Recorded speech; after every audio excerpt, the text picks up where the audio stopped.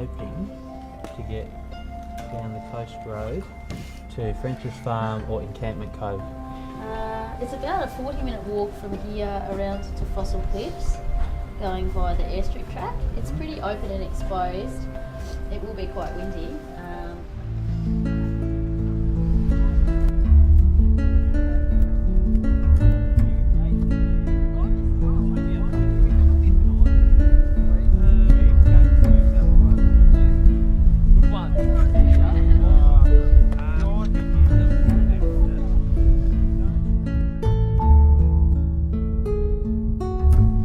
Back over there we saw a cemetery from 1822, I think it was. There were some fossils there still. There's 9 people buried in one grave.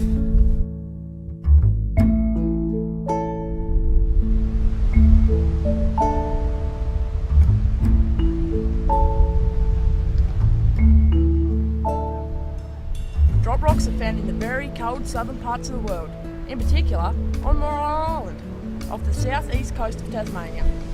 Hey, I'm Cody Wright from Scottsdale High School. I'm doing Fossil Cliffs and Moray Island are excellent site for viewing a rich area of fossils.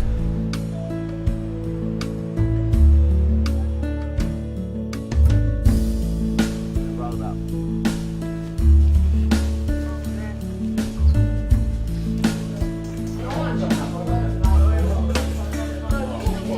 Right, the plan for the day is we're going to start at Darlington, which is where we are, and we are going to follow the coastal track down along the coast. We're going to stop at the Painted Cliffs, and pretty much by the end of the day, after we follow this track down, we are going to get to French's Farm, and we are going to decide if we want to stay at French's Farm for the night or Encampment Cove. Painted Cliffs is one of Mariah's most amazing features. The cliff's caramel-like colours are formed by water rusting the iron oxides in the sandstone. Once this happens, the rust stains and the sandstone giving its beautiful colour. You see the tail in the bush there?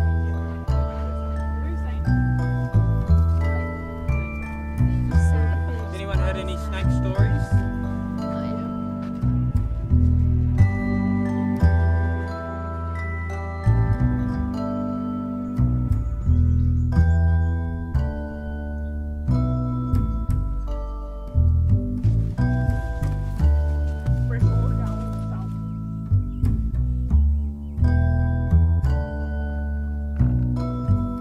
Little penguins on Moray Island live and are found along the southern coast of Australia, from near Perth in Western Australia to the Coffs Harbour in northern to New South Wales.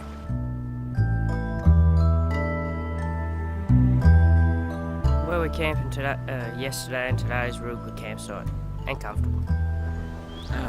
Highlight of the day was going for the walk, probably. Going for a swim maybe as well. It's really cold, freezing cold.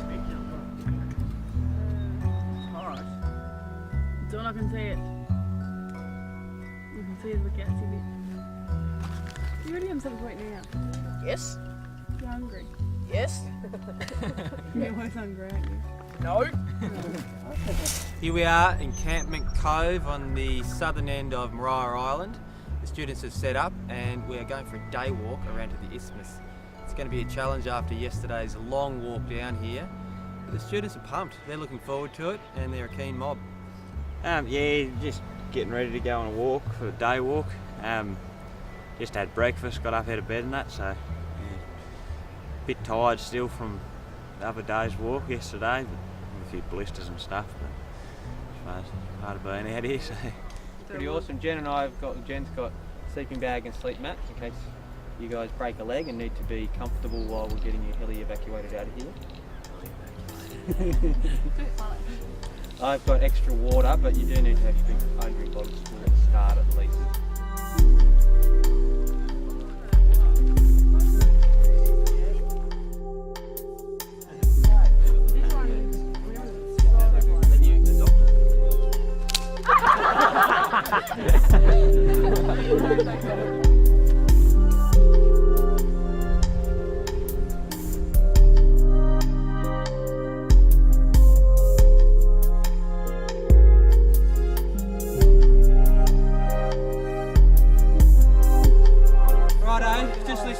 second. That was a really teachable moment. If you were further around the neck and you didn't have your wet weather gear and that rain came in and that strong northwest cold wind and you're stuck there for an hour or 2 hours in weather like that without your wet weather gear, you would be in serious trouble. When you start getting cold, you don't get warmer. Okay, you get colder. Righto, we're going to need a couple of new leaders. We need to space them out a little bit today.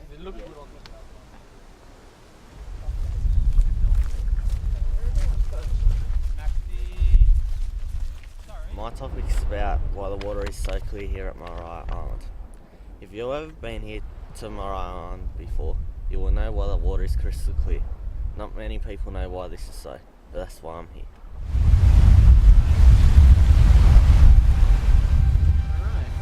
Not much, so you can do. I'm not about it. It's your turn. It's your turn to carry it, Lewis. So. Yeah, I'm carrying it to the beach.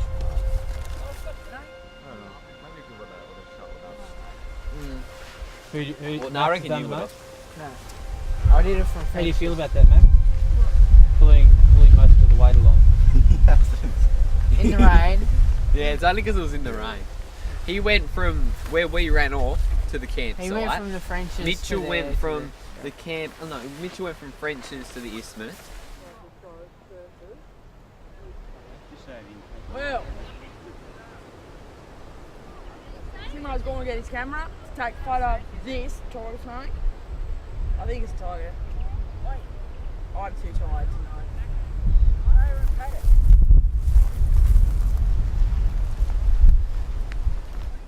The common wombat grows to an average length of 98 centimetres and an average weight of 26 kilos.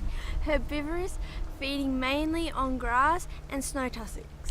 The echidna lacks the ability to sweat and it can't deal with the heat, so it tends to avoid daytime activity in hot weather. The female echidna only has one baby a year. Satin flycatcher likes to live in tall forests.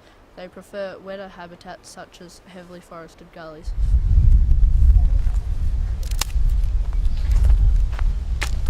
Where'd you go, Charlie?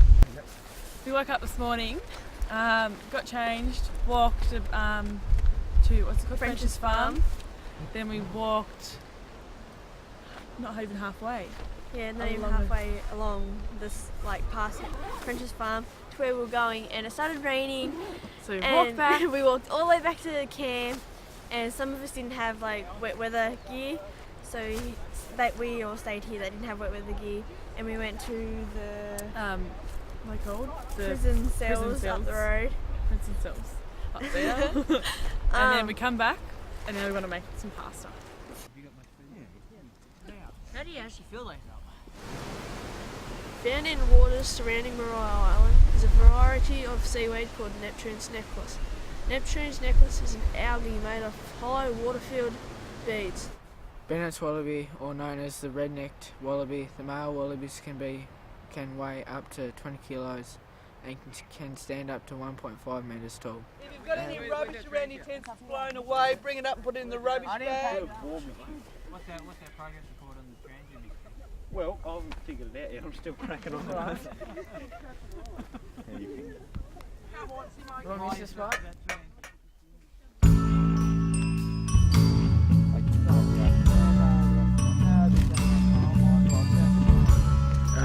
We're starting to pack up around here now, head back to Darlington. Yeah, some of us are going to choose to climb a mountain. 3/4 of the way, got one more night left. I'm keen to get back to Darlington. Yeah, you keen to go home? Or? Yeah, very keen to go home. Grand final Saturday, that's pretty good. Good. 4 Mile Creek runs into 4 Mile Beach. Yeah, this 4 Mile Creek. Same dog, different leg action.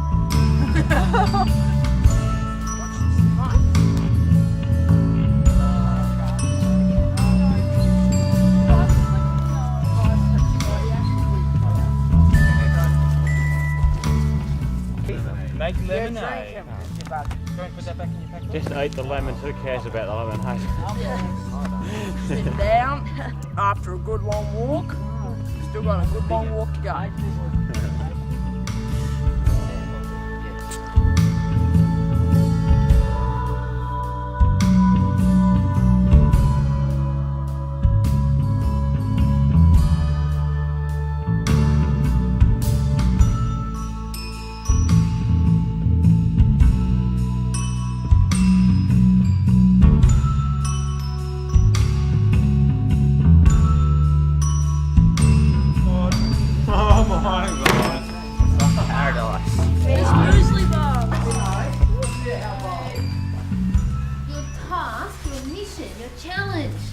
afternoon is to come up with an idea, a story about the mystery of Mariah.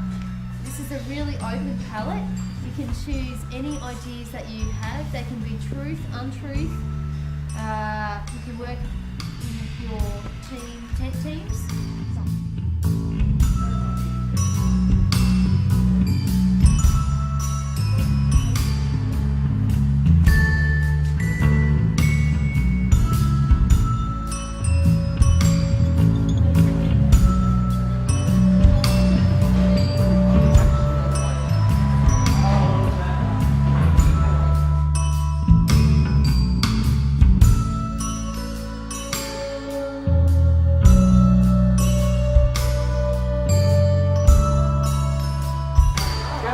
Started our walks a couple of days ago. Walked down to Encampment Cove and stayed there a couple of nights. When we got there, I was rutted. I was tired, sore. I didn't want to walk anymore. Yeah, the walk was a lot easier than Tuesday, I think. Went a bit quicker, had a bit more determination. The weather sort of switched when we got about, halfway, but it was only a drizzle, and then once we got here, it started pouring as it is now, so pretty happy. We went up Bishop and Clark Mountain. Very cold and wet. Yeah, I enjoyed it. It was a really hard walk though. Oh my God, it's on.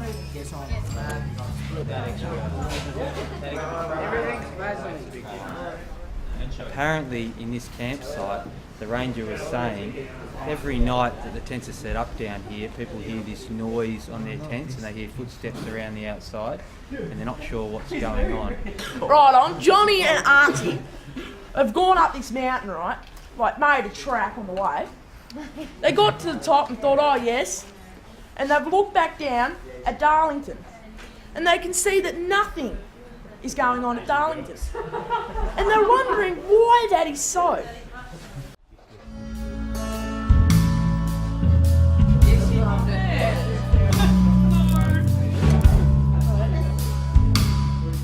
Tuesday went pretty slow, but ever since then it's gone pretty quickly. I've enjoyed it. It's been a lot of fun. Yeah, down in Encampment Cove was pretty good. Had a good fun time down there, so yeah.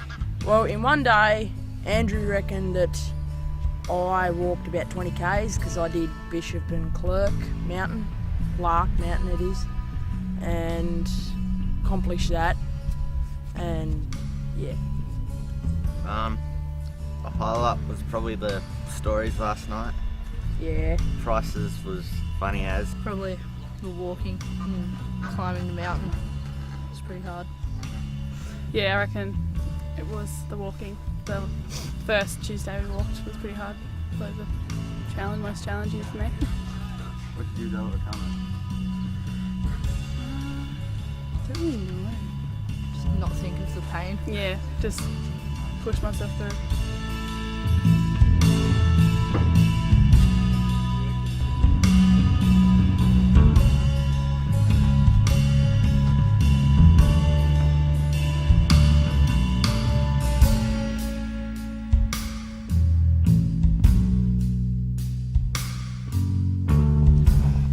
Home.